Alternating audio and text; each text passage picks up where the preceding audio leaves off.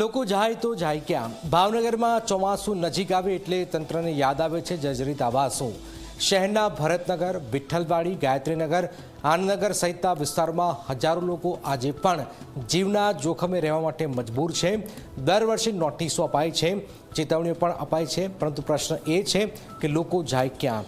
કારણ કે ગરીબ અને મધ્યમ વર્ગીય પરિવારો પાસે ન તો નવું મકાન ખરીદવાની ક્ષમતા છે અને ન તો તંત્ર પાસે વૈકલ્પિક વ્યવસ્થા। ત્યારે જુઓ તંત્રની નોટિસ પર શું થઈ રહ્યું છે આ ખાસ અહેવાલમાં।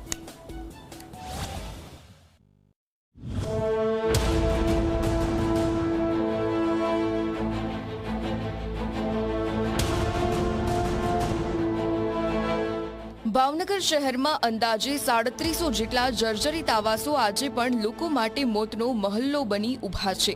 ચોમાસા પહેલા દર વર્ષની જેમ આ વર્ષે પણ મહાનગરપાલિકા અને ગુજરાત હાઉસિંગ બોર્ડ દ્વારા સર્વે હાથ ધરાયો છે। જર્જરી દર ફેરી આવીને લોકો ચોમાસામાં જ હેરાન અમને કરે છે, બરોબર। હવે અમારે એક તો અમે મજૂર માણા, હવે અમારે એટલા બધા રૂપિયા ક્યાંથી કાઢવા? અમને ગમે ત્યાં વ્યવસ્થા કરી દો રહેવાની।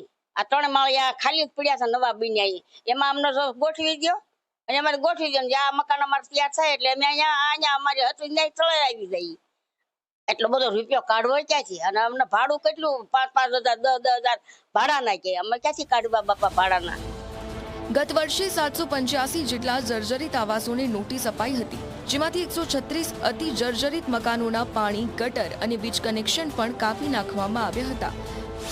આ વર્ષે પણ હાલ સુધીમાં 750 જેટલી મિલકતો જોખમી હાલતમાં મળી આવી છે, જેમાંથી 300 જેટલા આવાસ ધારકોને નોટિસ પાઠવાઈ ચૂકી છે, જ્યારે બાકીની કામગીરી ચાલુ છે।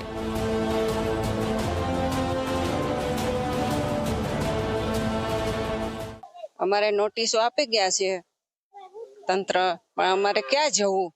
આ મકાન મૂકીને ક્યાં જવું? અમે મધ્યમ વર્ગના છીએ, રોજે રોજનું લઈને ખાઈએ છીએ। અમારે જવું, અમને સામે મકાન આપો, નહીં તો અમને રિનોવેશનમાં છે તો અમને મુદત પ્રમાણે આપી દો। અત્યારે શું સ્થિતિ છે આવાસોની? આવા સમયે એવું હરખું છે, બધું પડે છે, તો અમને સારું એવું અમને રહેવા આપો। આવાસમાં એ પડી જ જાય છે બધું, ક્યારેક ફરિયાદો આવે જ છે અહીંયા બાલાનમાં બધે સમસાણ પાસે। બીજી તરફ ગુજરાત હાઉસિંગ બોર્ડના અંદાજે 3000 જેટલા સરકારી આવાસો પણ વર્ષો જૂના અને જોખમી બની ચૂક્યા છે। 30 થી 40 વર્ષ જૂના આ આવાસોમાં આજે પણ પરિવારો જીવના ભય વચ્ચે વસવાટ કરી રહ્યા છે। રહેવાસીઓનો સીધો આક્ષેપ છે કે ચોમાસું આવે ત્યારે જ તંત્રને આ આવાસો યાદ આવે છે। જો તંત્ર ખરેખર ચિંતિત હોય તો પહેલા વૈકલ્પિક રહેઠાણ આપે અથવા ઝડપથી રીડેવલપમેન્ટ પૂર્ણ કરે, કારણ કે અગાઉ જે આવાસો 18 મહિનામાં પૂર્ણ થવાના હતા તે પ્રોજેક્ટને 7 વર્ષ લાગ્યા હોવાના આક્ષેપ વચ્ચે લોકોનો વિશ્વાસ પણ તૂટી ગયો છે। એમ કહેવું કે દર વર્ષે અમે અમારી રીતે તો કરાવીએ છીએ, પછી જેનું હાવ ખોખડી ગયું એનું તમે ખાલી કરાવી શકો, પણ જેનું સારું છે એને તો રહેવા દો। કા તમે અમે ખાલી કરીએ તો તમે અમને બીજો નવા આવાસ યોજના આપો, અમારું થાય ત્યારે અમને સોંપી દેજો, અમે તૈયાર છીએ।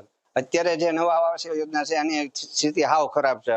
અમુક બેસતા જાય છે, અમુક લૂણા લાગી ગયેલા છે ને ખીલા મારે તો હોહરવા નીકળી જાય છે।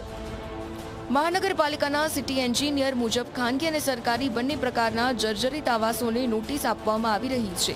અતિ જોખમી મકાનો ખાલી કરાવવા અને સ્ટેબિલિટી રિપોર્ટ મેળવવાની પ્રક્રિયા પણ ચાલુ છે।